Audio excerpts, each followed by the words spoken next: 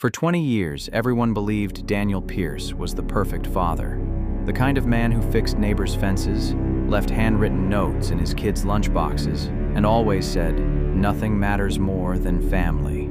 But on a rainy Thursday night, when detectives opened an abandoned storage locker, they found something that shattered that perfect image forever.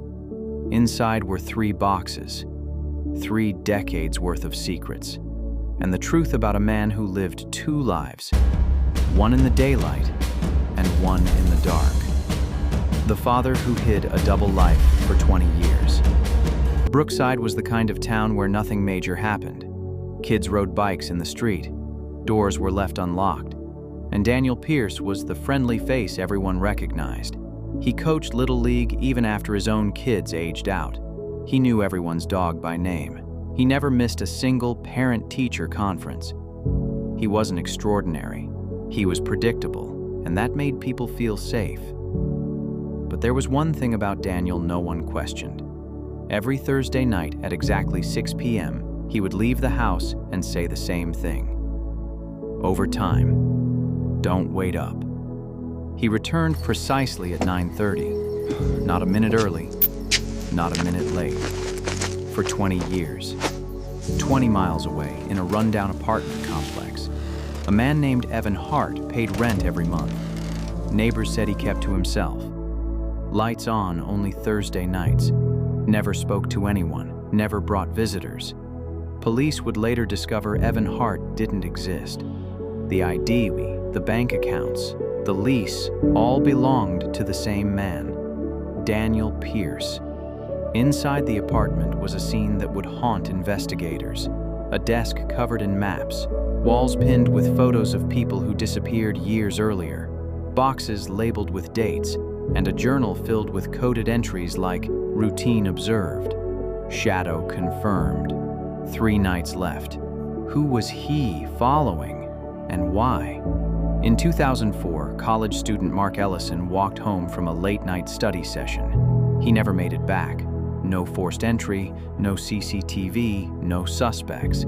The case eventually went cold until a storage facility manager reported that a unit rented under the name Evan Hart hadn't been accessed in months, but the rent was still being paid automatically. Police got a warrant. Inside, they found 3 boxes neatly lined up. The first box contained Mark Ellison's backpack, watch, and student ID, items never found during the original investigation. The second box held surveillance notes, detailed, organized, obsessive. The third box was labeled P, and that's where the case took a darker turn. Detectives arrived at the Pierce home expecting a confrontation. Instead, they found Daniel at the kitchen counter, buttering toast for his children. He looked up, sighed, and said, "I wondered when you'd figure it out." During questioning, Daniel didn't ask for a lawyer. He didn't panic.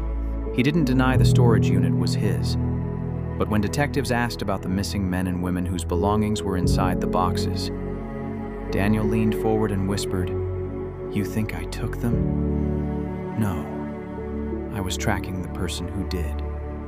He claimed someone else, a shadowy figure he called the Pattern, had been abducting people for years. Daniel said he'd spent 2 decades chasing this person, following clues, collecting evidence, documenting routines, but he never explained why he kept the victims' possessions, or how he even got them. Detectives described his calmness as unnatural, like he'd rehearsed every answer. Inside the final box were 4 sets of belongings, each tied to a missing person from the early 2000s. Different ages, different backgrounds, different towns. The only connection was Daniel. But again, he insisted he wasn't the offender. He said, "I kept what police overlooked. I preserved the truth, but nobody ever listened." Investigators didn't buy it. But there was one problem.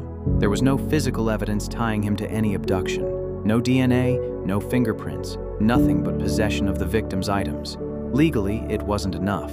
Emotionally, it was devastating. Daniel was charged with identity fraud, evidence tampering, and obstruction. But when it came to the disappearances, nothing. The families demanded answers. Daniel only gave them one chilling message.